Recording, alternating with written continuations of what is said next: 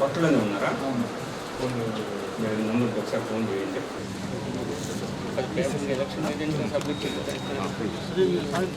Tirupati parliament constituency returning officer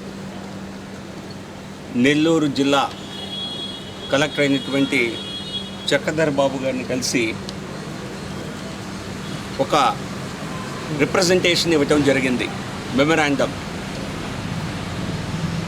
ఇక్కడ స్థానిక సంస్థల ఎన్నికలు ఏవైతే గత కొద్ది వారాల్లో జరిగాయో వాటిలో విస్తృతంగా ఏ రకంగా అధికార దుర్వినియోగం జరిగింది, ఏ రకంగా ప్రభుత్వ పోలీసు యంత్రాంగం, వాలంటీర్ల వ్యవస్థ ఏ రకంగా మరి ఇక్కడ పాలకపక్షమైనటువంటి వైసీపీకి ఇవన్నీ అనుబంధ సంస్థలుగా పనిచేసి ఏ రకంగా బీజేపీ, జనసేన, ఇతర పార్టీలని రాజకీయంగా దెబ్బతీసే విధంగా ఏ రకంగా పనిచేశాయో వాటిని ఈ రిప్రజెంటేషన్లో వివరిస్తూ ప్రస్తుతం జరుగుతున్నటువంటి పార్లమెంటు ఉప ఎన్నిక, తిరుపతి ఉప ఎన్నికలో కూడా ఇటువంటి పరిస్థితులే నెలకొన్నాయని, ఏదో ఒక రకంగా అధికార దుర్వినియోగానికి పాల్పడి వాలంటీర్ల వ్యవస్థ ద్వారా ఓటర్లను బెదిరించి మీకు సంక్షేమ పథకాలని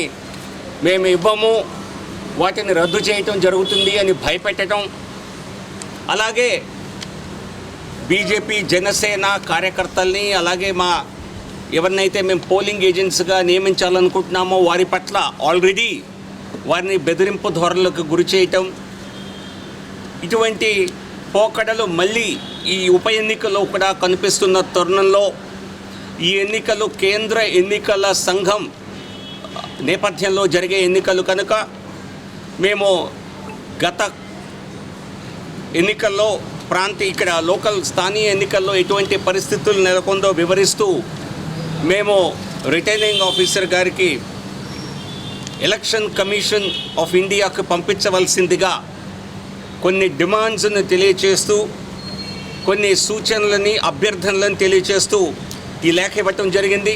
పార్లమెంటుకు జరిగే ఉప ఎన్నికలో ఖచ్చితంగా ఈ నియోజకవర్గ పరిధిలో సెంట్రల్ పారామిలిటరీ ఫోర్సెస్ యొక్క వారి ఆధ్వర్యంలో, వారి కనుసన్నల్లో ఈ ఎన్నికలు జరగాలని, అందుకే ఈ పార్లమెంట్ నియోజకవర్గం అంతా కూడా ఎన్నికల సమయంలో మరి సెంట్రల్ పారామిలిటరీ ఫోర్సెస్ ద్వారా ఎన్నికల నిర్వహణ జరగాలి అని ఒక డిమాండ్ చేయటం జరిగింది.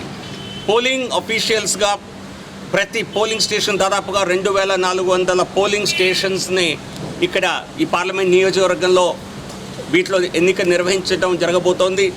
ఈ ప్రతి పోలింగ్ స్టేషన్లోనూ నియమితులయ్యేటువంటి పోలింగ్ అఫీషియల్స్ ఎవరైతే ఉన్నారో వారు కూడా ప్రభుత్వ ఒత్తిళ్లకు తలొగ్గి ప్రభుత్వానికి అనుకూలంగా, పాలకపక్షానికి అనుకూలంగా పనిచేస్తున్నారు కనుక పక్క రాష్ట్రాల నుంచి, పైగా పక్కనే తమిళనాడు, కర్ణాటక లాంటి రాష్ట్రం, పొరుగు రాష్ట్రాలే, చాలా సులభం, పెద్ద ఇబ్బంది కూడా లేదు. ఈ రాష్ట్రాల నుంచి అవకాశం ఉంటే పోలింగ్ ఈ 2400 పోలింగ్ స్టేషన్స్లోనూ మరి పోలింగ్ అఫీషియల్స్గా వారిని నియమించాలి అని కోరటం జరిగింది.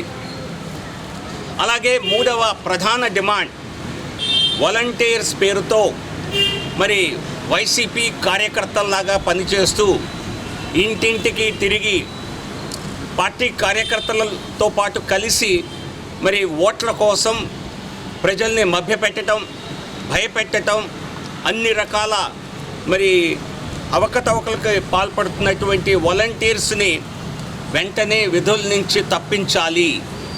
ఈ ఎన్నిక ఆఖరి ఓట్ ఏప్రిల్ 17వ తారీఖు పోలయ్యే వరకు volunteers appointed by the state government must be taken of duty. వారిని విధుల నుంచి ఇప్పటి నుంచి ఏప్రిల్ 17 సాయంత్రం పోలింగ్ అయ్యే వరకు విధుల నుంచి తప్పించి ఎవరిని ఈ పార్లమెంటు నియోజకవర్గ పరిధిలో వారెవ్వరిని, ఎందుకంటే వారు ప్రభుత్వ విధుల్లో ఉన్నారు కనుక వారికి క్యాంపెయినింగ్ చేసేటువంటి డోర్ టు డోర్ వెళ్ళి ఓట్లు అడిగే అధికారం లేదు కనుక వారిని వారి పరిధిలో కానీ మరెక్కడ కానీ ఎన్నికల విధుల్లో ఇంటింటికి వెళ్ళే పని చేయరాదు. ఈ రకంగా వారిపైన బ్యాన్ విధించవలసిందిగా ఎవరితోనూ హౌస్ హోల్డ్స్తో ఓటర్స్తో కాంటాక్ట్ని ఏప్రిల్ 17 సాయంత్రం వరకు వారిని బార్ చేయవలసిందిగా మేము మరి కేంద్ర ఎన్నికల సంఘాన్ని కోరటం జరుగుతోంది. అది రిటర్నింగ్ ఆఫీసర్ గారి ద్వారా ఈ రిప్రజెంటేషన్ పంపించడం జరిగింది. ఎన్నికల ప్రచారానికి పాదయాత్రకు వస్తున్నారని 3వ తారీఖు ఆల్రెడీ విషయాన్ని డిక్లేర్ చేయటం జరిగింది. ఇది కాకుండా అనేక మంది భారతీయ జనతా పార్టీ జాతీయ స్థాయి నాయకులు, కొంతమంది మంత్రులు కూడా వస్తున్నారు. ఈ వివరాలన్నింటినీ మీడియా ద్వారా ప్రజలందరికీ తెలియజేయడం జరుగుతుంది.